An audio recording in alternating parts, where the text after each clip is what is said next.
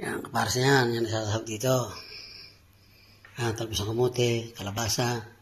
Yung dinawin na yan. Yan. Okay. Yan. Patigo ka na yan. Adahin natin din eh. Yan. Huwag natin siya kakakuha yan. Yan. Ating ilalawak na yan. Yan.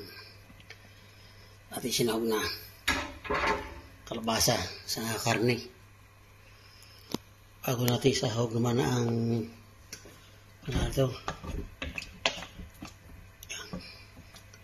ang kalabasa muna. Sayang baboy. Yan, bulang lang yan.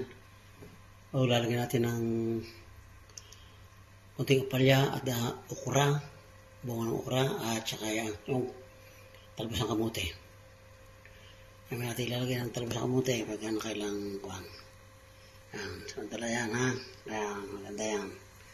Kaya pinakadabis yan lagi sa ating katawan. Mga vitamins, hindi lang karne, kinakailangan laging may kalahok ng mga gulayin. Okay, thank you for watching. Bye-bye.